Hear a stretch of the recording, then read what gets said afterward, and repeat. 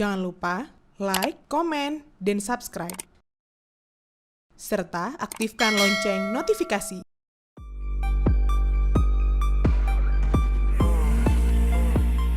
Konflik terbuka antara Bupati dan Wakil Bupati Kabupaten PD Jaya kian memperlihatkan wajah buram mengenai tata kelola pemerintahan daerah.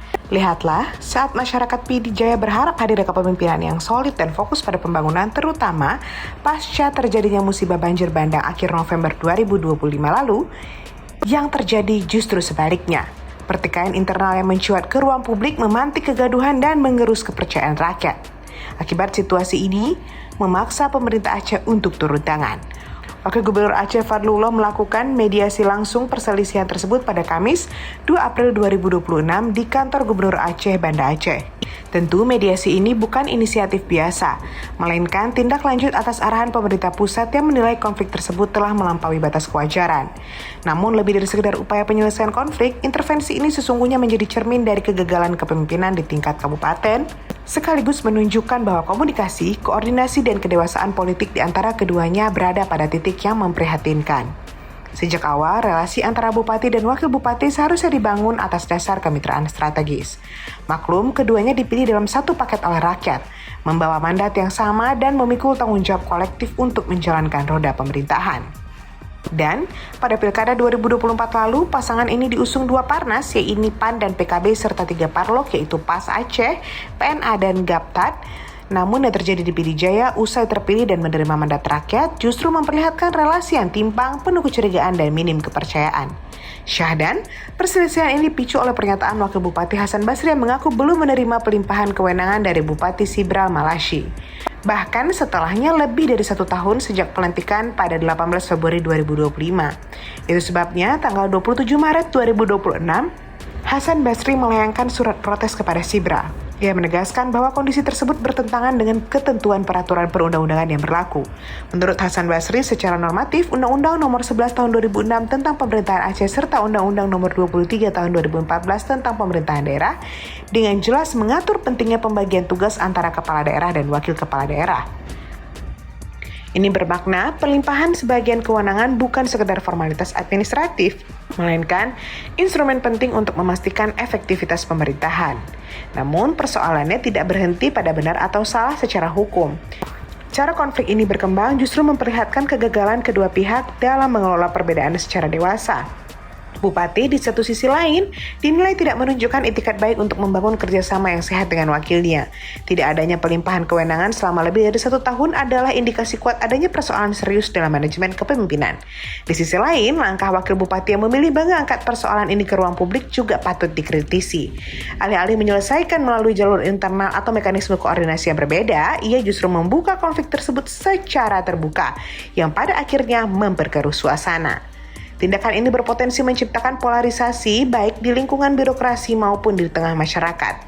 Di titik ini, publik berhak mempertanyakan apakah kedua pemimpin ini benar-benar memahami mandat yang mereka emban atau jabatan hanya dimaknai sebagai area kekuasaan yang harus diperebutkan, bukan amanah yang harus dijalankan bersama. Lebih ironis lagi, konflik ini terjadi saat masa kepemimpinan mereka bahkan belum mencapai setengah periode. Secara logika, fase awal pemerintahan seharusnya menjadi momentum konsolidasi penguatan visi bersama dan percepatan program prioritas. Tapi yang terjadi justru sebaliknya, energi habis untuk konflik internal, bukan untuk melayani masyarakat. Seharusnya persoalan seperti ini tidak perlu terjadi. Ketegangan antara kepala daerah dan wakilnya bukanlah hal baru dalam dinamika politik lokal, tetapi bukan berarti dapat dimaklumi. Fakta bahwa konflik ini muncul begitu cepat bahkan sebelum setengah perjalanan kepemimpinan menjadi sinyal kuat adanya masalah mendasar sejak awal. Bisa jadi komunikasi politik saat pencalonan tidak dibangun secara sehat atau kesepahaman visi tidak pernah benar-benar terwujud. Apapun penyebabnya, dampaknya kini harus ditanggung masyarakat.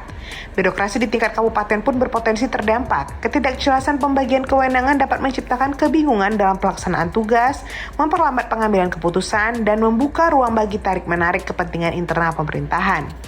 Dalam jangka panjang, hal ini bisa menghambat program pembangunan dan pelayanan publik. Lebih jauh lagi, konflik terbuka ini justru mencederai kepercayaan publik. Masyarakat yang telah memberikan mandat melalui pemilihan kepala daerah tentu berharap adanya kerja nyata, bukan drama politik. Ketika pemimpin justru terlibat dalam perselisihan, wajar jika muncul kekecewaan dan skeptisisme. Dalam konteks ini, mediasi yang dilakukan pemerintah Aceh menjadi sangat penting tetapi tidak boleh berhenti pada penyelesaian di permukaan saja.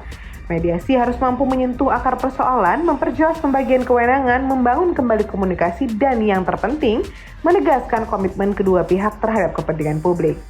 Wakil Gubernur Aceh Fadlullah menyatakan bahwa tujuan utama mediasi adalah menjaga stabilitas pemerintahan dan memastikan program pembangunan tetap berjalan.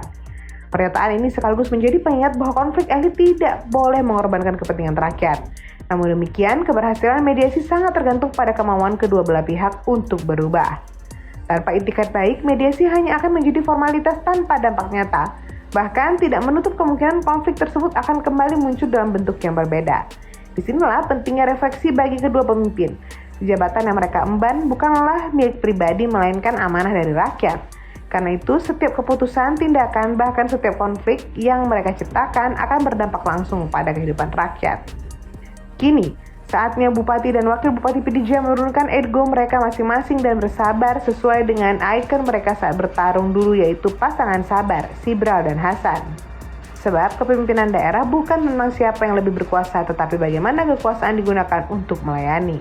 Jika konflik ini terus berlanjut, maka yang paling dirugikan bukanlah kedua pejabat tadi, melainkan masyarakat Pidijaya. Pembangunan akan terhambat, pelayanan publik terganggu, dan kepercayaan terhadap pemerintah akan semakin turun. Sebaliknya, jika mediasi ini berhasil dan diikuti dengan komitmen nyata untuk memperbaiki hubungan kerja, maka konflik ini masih bisa menjadi pelajaran berharga. Bahwa kepemimpinan yang efektif tidak diukur dari absennya konflik, tetapi dari kemampuan mengelola konflik secara bijak. Akhirnya, rakyat pijak harus menunggu dan terus menunggu hasil rapat dari mediasi ini dengan harapan bukan sekadar kesepakatan di atas kertas saja, tetapi perubahan nyata dalam cara kedua pemimpin ini menjalankan pemerintahan. Karena pada akhirnya yang dibutuhkan masyarakat bukanlah pemimpin yang saling berdebat, tetapi pemimpin yang bekerja. Dan satu hal yang tak boleh dilupakan, konflik seperti ini seharusnya tidak terjadi, apalagi ketika perjalanan kepemimpinan yang belum mencapai separuh jalan. Jika memang dari awal sudah diwarnai pertikaian, bagaimana mungkin 5 tahun ke depan dapat diisi oleh kerja yang produktif?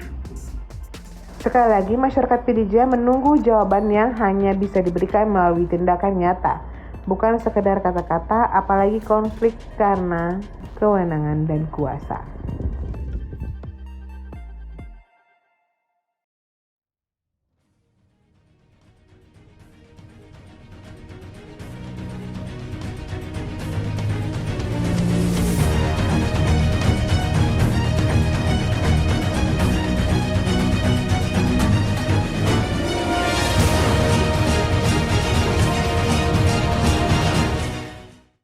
Jangan lupa like, komen, dan subscribe.